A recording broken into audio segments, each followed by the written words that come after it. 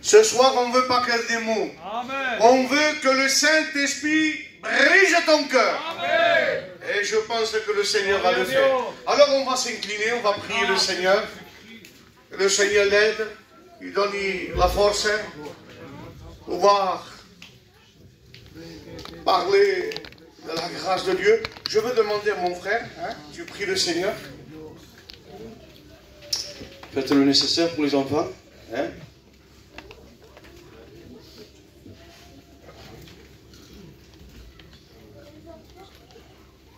Que Dieu soit béni et glorifié. Amen. C'est très dur d'apporter le mot de Dieu. Ouais. Une pensée d'homme, notée, oui, c'est plus facile. Mais d'apporter le mot à propos, c'est autre chose. Donc je vais m'adresser à l'auditoire, bien sûr. Depuis que tu viens aux réunions, qu'est-ce qui s'est passé dans ta vie?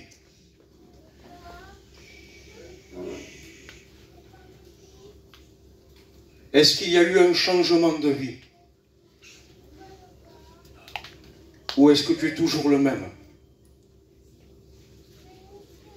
Ce n'est pas ce que Dieu veut pour ta vie. Dieu veut que tu changes. Non pas par tes propres efforts. C'est vrai. Mais par sa force à lui. Amen. Parce que si toi tu pourrais changer par toi-même, alors quelle serait la raison de Jésus mort sur une croix? Si Christ est mort,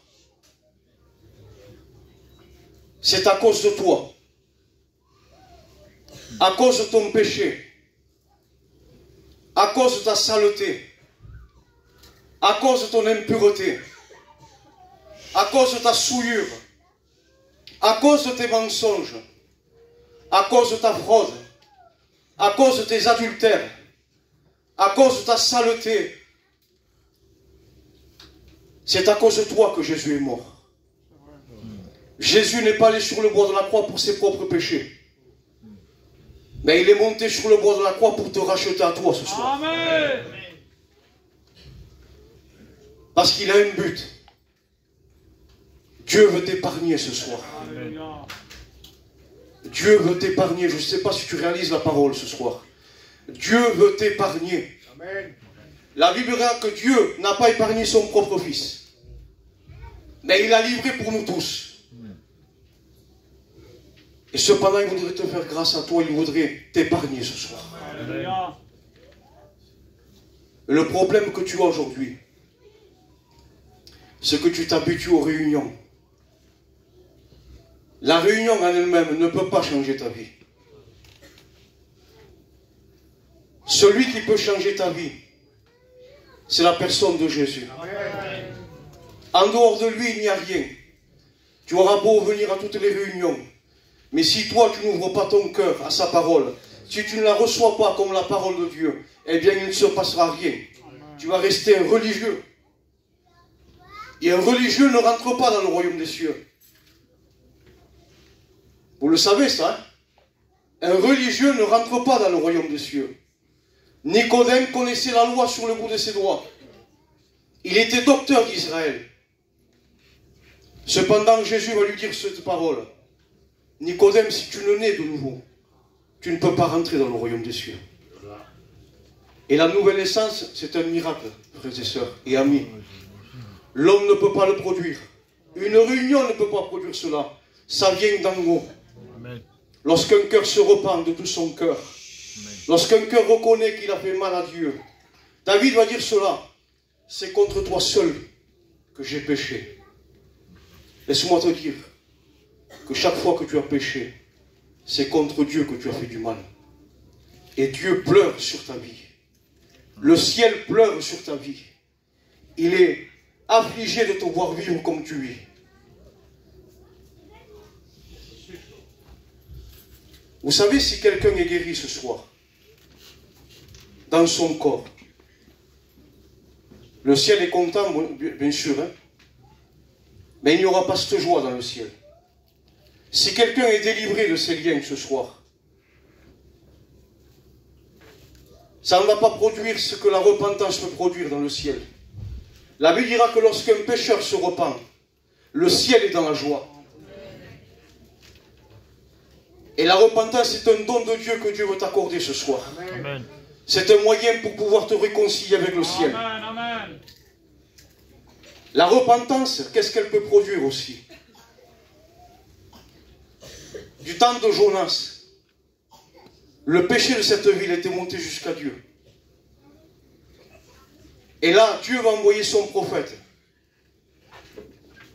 Regardez, ce n'est pas la longueur du message qui compte. C'est le message à propos de Dieu qui fait toute la différence. Jonas entre dans la ville. Regardez la prédication de Jonas. Encore 40 jours et Nénive est détruite. Terminé. Mais quand ça vient d'en haut, ça produit quelque chose.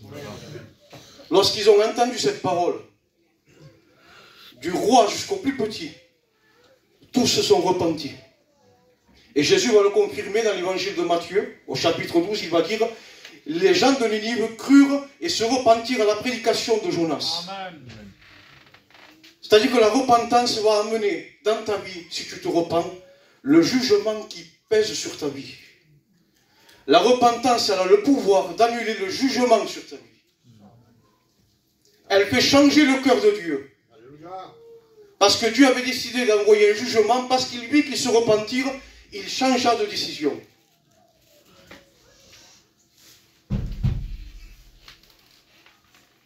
Ce soir, saisis la grâce de Dieu. Je t'en supplie, au nom de Jésus. Tu as besoin d'une rencontre personnelle avec Dieu. Tu as besoin d'expérimenter le pardon de tes péchés. À quoi servirait-il que tu viennes à toutes les réunions, que tu connaisses tous les cantiques, que tu connaisses tous les prédicateurs, mais si tu ne connais pas Jésus, à quoi cela sert? Jean-Baptiste était en train de prêcher dans le Jourdain, et il va pointer Israël, il va dire, il y a quelqu'un au milieu de vous que vous ne connaissez pas. C'est-à-dire qu'on peut venir à toutes les réunions et ne pas connaître Jésus. Celui qui ne connaît pas Jésus est perdu. Celui qui ne connaît pas Jésus est perdu. Parce que celui qui reçoit Jésus dans son cœur, il reçoit l'Esprit de Dieu. Et Paul va dire, si quelqu'un n'a pas l'Esprit de Dieu, il ne lui appartient pas. L'Esprit peut venir habiter dans un cœur lorsque ce cœur-là s'est repenti de tout son cœur. Ce soir, le Seigneur t'appelle à la repentance. Repens-toi avant qu'il soit trop tard. Si tu ne te repens pas, il y aura des conséquences graves pour ta vie. Il y a un lieu de tourment qui a été préparé pour tous les hommes, toutes les femmes qui ne voudront pas se repentir. Ils iront dans celui-là où il y a Satan et ses démons. Tu es libre d'y aller ou de ne pas y aller. Sache que Dieu ne l'a pas créé pour toi. Et si toi tu veux y aller, ben reste comme tu es. Continue à vivre dans le péché. Et tu iras tranquillement. Même en venant les réunions si tu veux. Tranquillement tu iras dans ce lieu-là. J'aimerais te dire que Jésus a pourvu pour toi. Amen. Jésus s'est donné pour toi. Amen. La Bible dira qu'il est mort, bien plus il est ressuscité, il est au milieu de nous ce soir. Amen. Et il veut faire de toi une nouvelle créature. Ce n'est pas suffisant de venir à une réunion. Du temps de Noé, les gens certainement, c'est pas écrit, mais certainement, parce que l'homme est comme ça.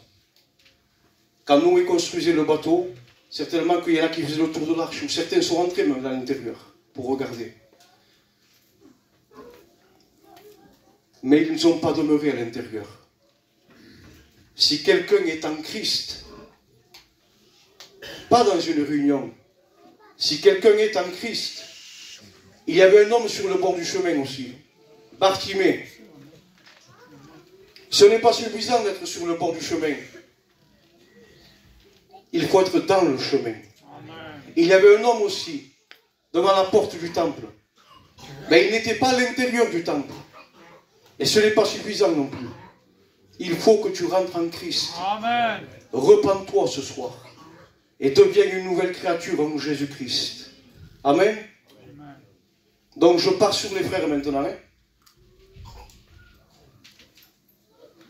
Je voulais faire simplement un rappel de ce que nous étions, frères et sœurs. Nous étions dans les ténèbres, morts dans nos péchés. Mais Jésus nous a ramenés à la vie.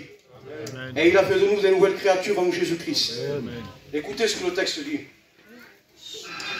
Si quelqu'un est en Christ, il est une nouvelle créature. Les choses anciennes sont passées. Notez bien cette parole. Les choses anciennes sont passées. C'est-à-dire que le péché qu'on pratiquait avant, c'est terminé. On ne vit plus de la même manière. Jésus nous a racheté notre nouvelle manière de vivre, non pas par de l'argent ni de l'or, mais par son sang précieux. Ésaïe va dire ces paroles-là. Ne pensez plus aux événements passés. Ne considérez plus ce qui est ancien. Ta vie d'autrefois, laisse-la derrière. Ne la considère plus. Ne regarde plus en arrière. Écoutez en parlant d'Israël ce que la Bible dit. Parce que le but de Dieu pour son Église, c'est que son Église aille de l'avant. Il ne veut pas que l'Église régresse ou qu'il aille en arrière. Il va parler ainsi d'Israël. Ils se sont retirés en arrière. Dans Jérémie, il va dire cela. Ils ont été en arrière et non en avant. Jésus va dire cette parole.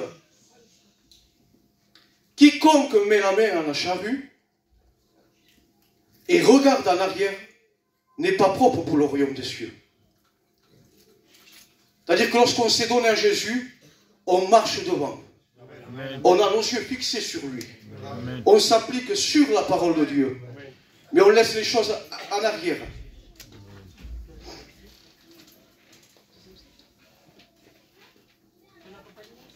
Regardez cette parole de Jésus. Il y a du trouble ce soir. Ouais. Ouais. Mais on fait avec, tant pis. Parole de Jésus à nouveau. Souvenez-vous de la femme de Lot. C'est une question. Il dit ça à ses disciples. Souvenez-vous de la femme de Lot. Mais qu'est-ce qui s'est passé, Seigneur, de la femme de Lot? Qu'est-ce qui s'est passé? Lot était une ville pécheresse, où le péché est à son comble. Et Dieu a envoyé des anges pour détruire cette ville-là. Mais à cause de l'intercession d'Abraham, pour son neveu Lot, Dieu a envoyé ses anges pour le retirer de cette ville-là. Vous êtes d'accord avec moi? Amen, amen. À cause de l'intercession d'Abraham, Église, continuez d'intercéder. Ça va payer. Au temps voulu, ça payera. Et il dit que les anges vont venir et ils vont le sortir de Sodome. Regardez les paroles. Après les avoir fait sortir, l'un d'eux, parlant d'un ange, va lui dire: sauve-toi pour ta vie et ne regarde pas derrière toi. Pourquoi il a dit ça? Parce que le salut, on peut le perdre, frères et sœurs. On peut perdre notre salut. Et la Bible va le confirmer. Il les a sortis de Sodome, c'est-à-dire de la vie du péché, comme nous, et il les a menés dans le salut. Et la Bible dira que Lot et sa femme ont marché, Lot entièrement, mais sa femme a marché pour un temps sur le chemin du salut. Mais la Bible dira ainsi, la femme de Lot regarda en arrière. Et elle est devenue une statue de sel. Ne regardez pas en arrière. C'est un message d'avertissement ce soir. Ne regardez plus en arrière. Amen. Écoutez ce que Pierre va dire, c'est fort. Hein? C'est fort de reconnaître Pierre.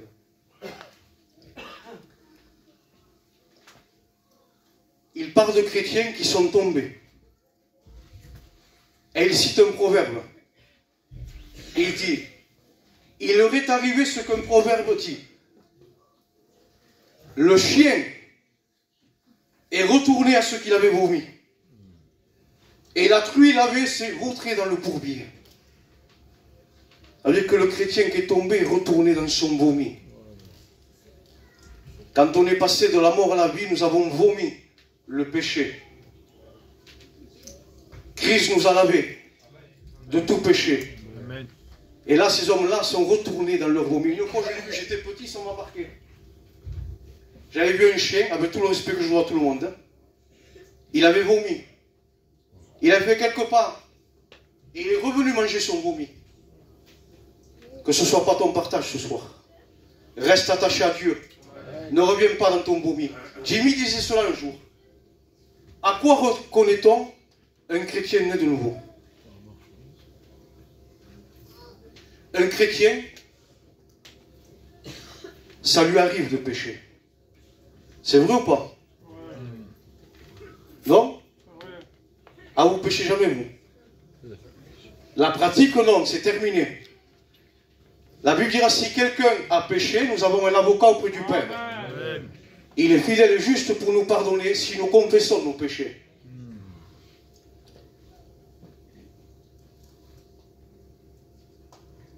J'ai un trou de moi, hein.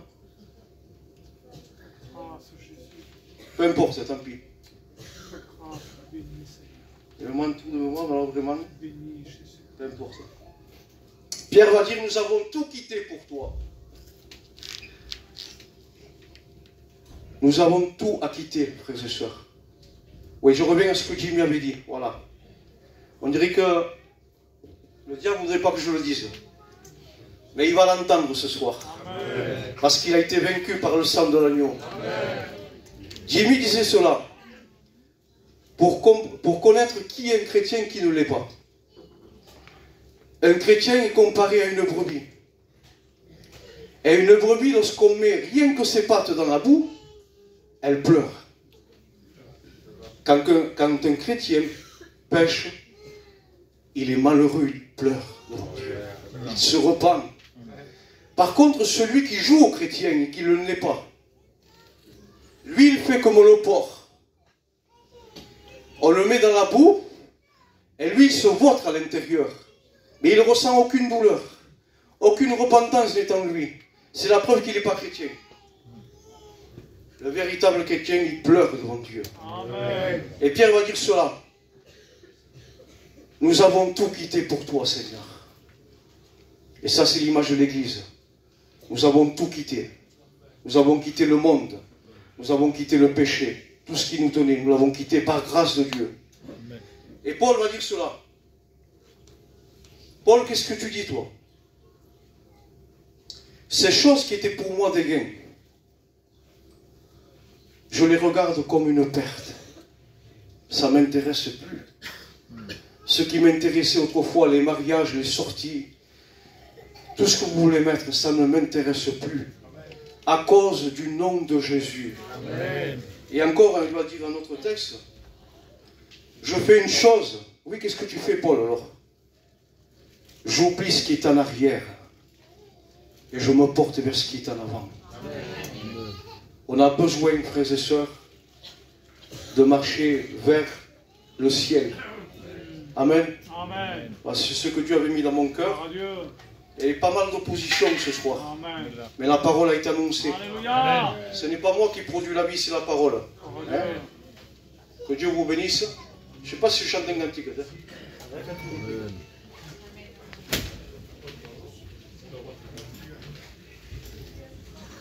Qui a soufflé, tout à coup le Dieu a tremblé, des langues de feu se sont posées sur eux.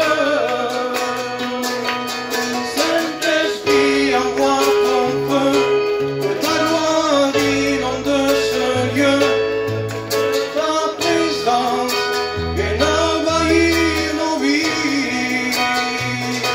Saint-Esprit, envoie ton feu, que ta présence vienne envahir nos vies. Saint-Esprit, envoie ton feu.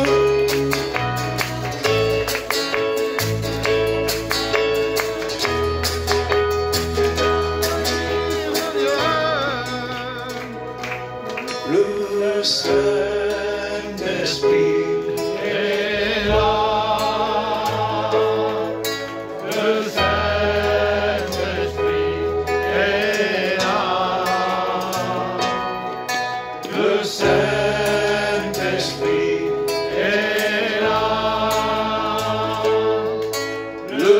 Saint-Esprit est là. La maladie s'enfuit. Les aveugles voient, Les paralytiques d'autres de le voir. les péris enfants Les sourds entendent par sa puissance. par sa puissance. Le Saint-Esprit est là. Le Saint-Esprit est là. Le Saint-Esprit est là. Le Saint-Esprit est là. se mueve la agua en este lugar. Se mueve las aguas, En este lugar se mueven las aguas. en este lugar. Se mueven las aguas, En este lugar se mueven las aguas. en este lugar. Mueven las aguas, en este lugar. Comme un vent qui a soufflé, La foule a tremblé, les langues de feu se sont posées sur eux. Saint-Esprit envoie ton feu, inonde ce lieu. Llena nos vies. Et quand il descend, il y a transfert entre ciel et terre. Quand il descend, l'atmosphère change, il y a transfert. Entre ciel et terre, Le Saint-Esprit est là. Le Saint-Esprit est là. Le Saint-Esprit est là. Le Saint-Esprit est là. le Saint-Esprit est là. Le Saint-Esprit est là. Amen. Porte ta main. Est-ce que Dieu t'a parlé? Est-ce que Dieu t'a parlé ce soir? Parce que Dieu parle. Il t'a parlé. C'est à toi de saisir la parole de Dieu. Amen. Je bénis Dieu pour tout ce soir parce que tout a été fait par l'Esprit de Dieu. Amen. Vous savez, l'Angelo Statloucous, avec tout ce qu'il y avait tout à l'heure, moi en temps ancien, tant qu'avec la Bible, il prêchait. Parce que c'est dur de prêcher l'évangile quand les enfants font de bruit. Vous me direz, ils répètent toujours les mots comme ça. Mais ça trouble. Parce que peut-être toi, quand tu dis, c'est rien, c'est des enfants, et je respecte ta décision, mais à côté, ils pleurent. Ton problème. Donc à cause que ça bouge, c'est troublé. Voilà. Ça se dit, je suis venu dans l'église, mais je n'ai pas été béni de Dieu. Respectons ce lieu. Amen. Est-ce que vous dites Amen? J'irai jusqu'au bout. Amen. Je ne veux plus des enfants comme ça. Amen. Les mamans restent quedant sentadas, deixam fills, s'en van, je ne comprends pas. C'est vrai. C'est sûr que c'est des enfants, de vegades bougen. C'est comme ça. Mais on fait le nécessaire quand même.